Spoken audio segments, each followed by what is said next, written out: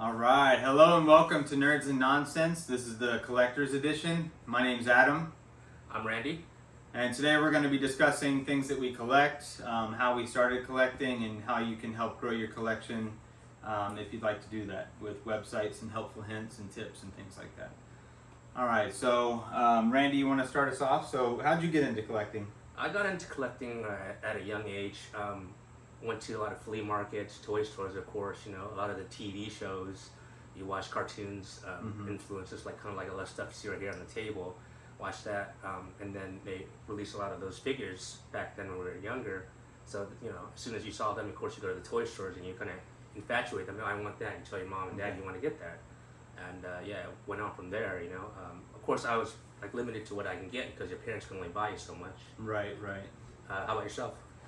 Yeah, so I kind of started. I mean, I don't think we knew what we were collecting, right? I mean, we were just kids getting toys. So I kind of got hand-me-down like He-Man figures and G.I. Joe, you know, to kind of start as a kid.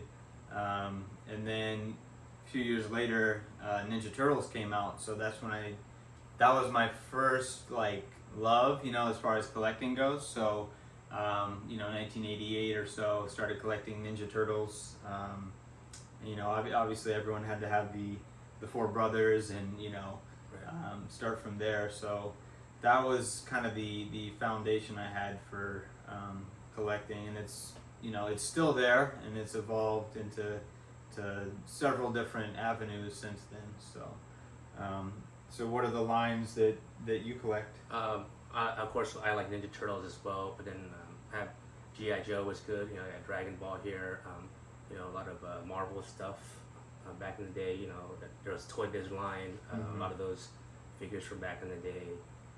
Now, like, I kind of like it now that as we're older now, as we're adults, we actually have our own money to spend on collectibles. You know, that they're re-releasing a lot of our old favorites into modern day figures. You know.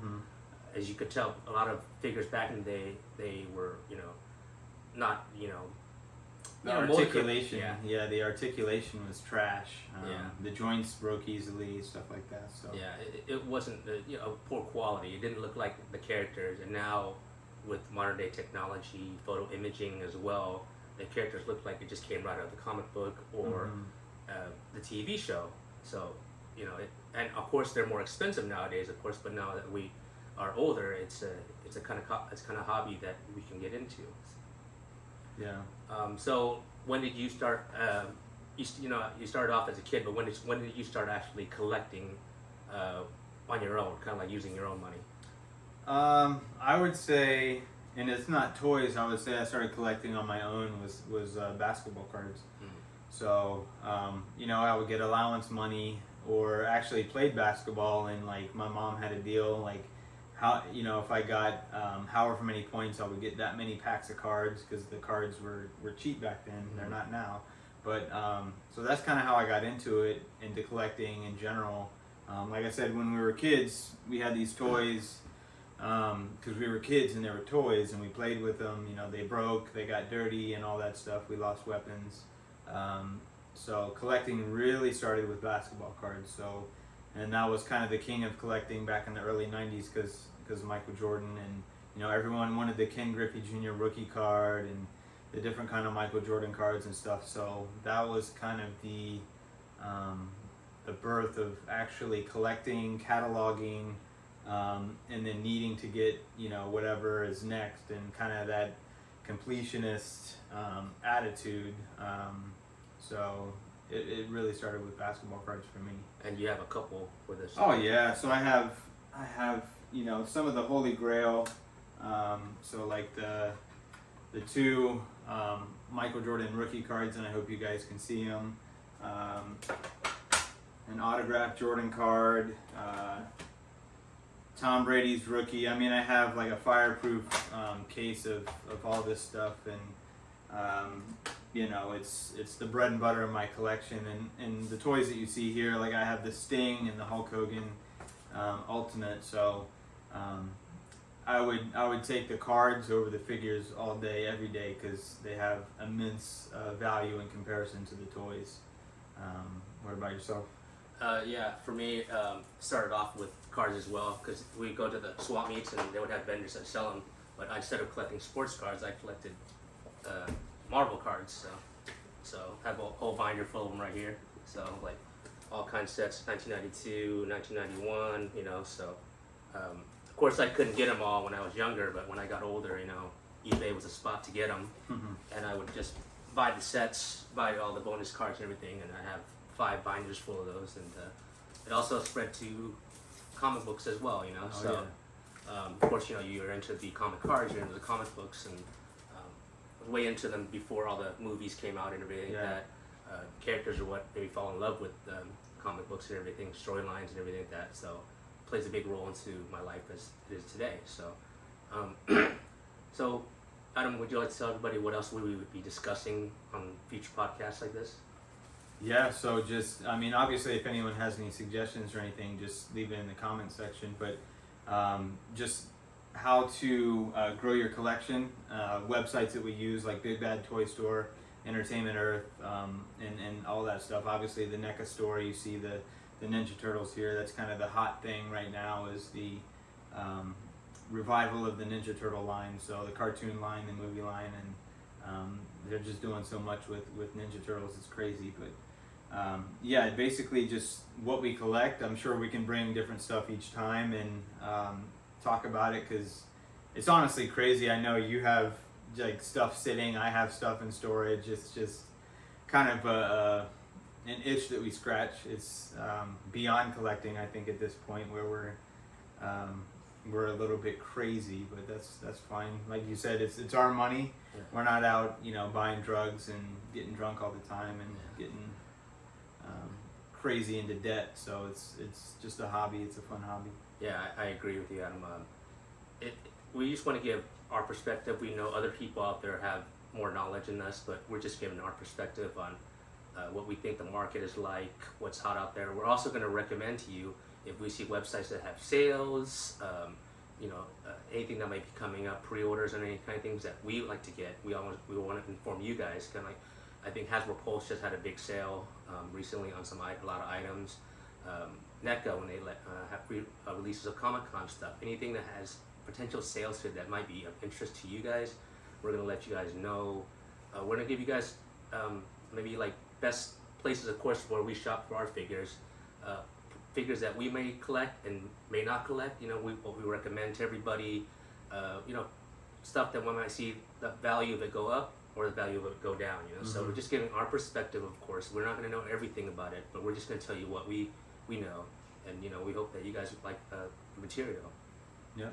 So obviously the stuff that we have here. So I'm into Ninja Turtles as well as Randy, but I also collect wrestling figures. So I do have some AEW figures, but it's mostly the Elite line, the WWE, and the WWE Ultimate. So I think I'm caught up on all those, just some on pre-order and waiting on those, like everyone's waiting on a million different pre-orders probably. But I go to Target and just automatically go to the toy aisle. That's like the first thing that I do, even if I'm there to like get baby food or something. It's like let me cruise by and see what they have, and it's just kind of what I do. But aside from the stuff here, like I said, I collect basketball cards. Kind of eBay is where to go for, like, if you want an individual basketball card, or COMC, checkoutmycards.com.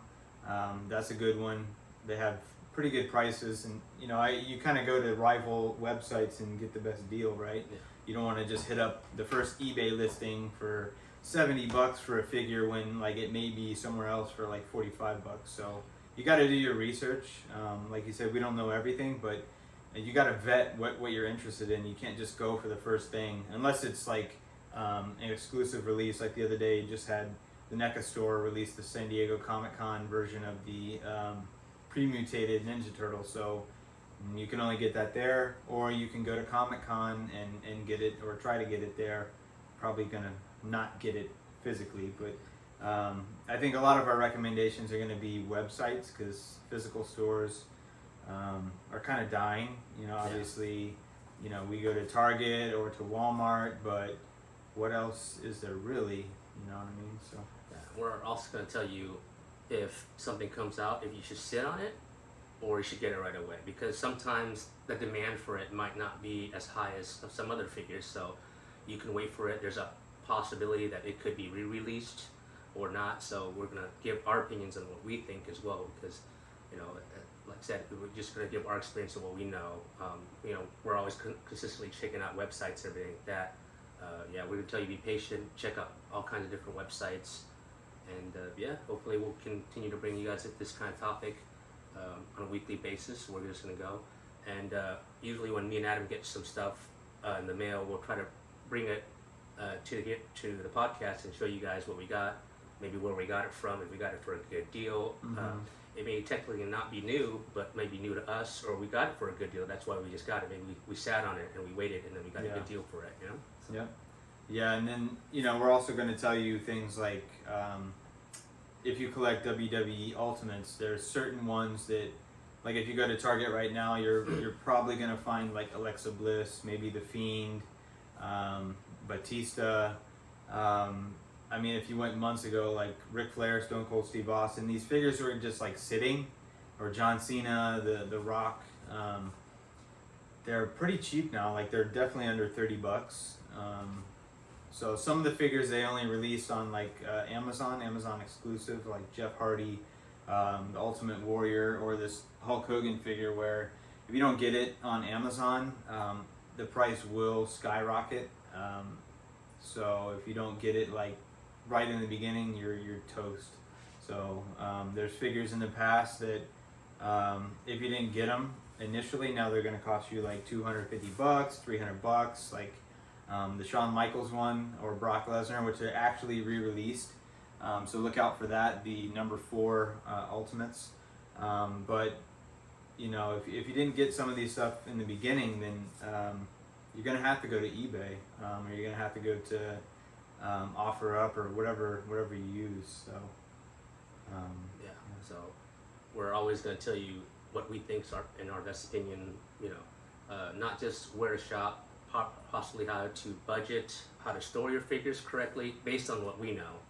So it's not just for collectibles like figures or cards or something. It could be stamps or postcards or anything like that. You know, so if you guys collect things as well, let us know. You know, show us like what you guys like to collect. So cool. So what is like the most prized possession in your whole entire collection? It could be any line or any one item. I was thinking of saving it for one of the future podcasts. Okay. Yeah, something like we don't want to give you all the stuff in one, which is kind of like just an introduction, you know. So, cool. But I'll definitely save that one for a future reference. You know? Nice. So it'd be a nice one to actually bring it and reveal it to everybody. You know, it's just kind of like a show and tell kind of thing. You know, so cool. I'm sure you have some as well. Just probably have to do a little bit digging, but yeah, there's several figures I know.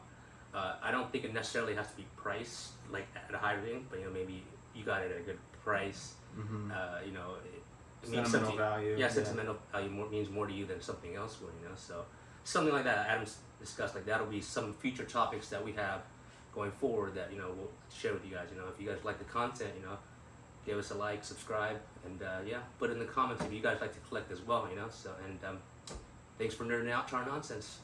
Thank you guys. Thank you. We'll see you next time. See ya.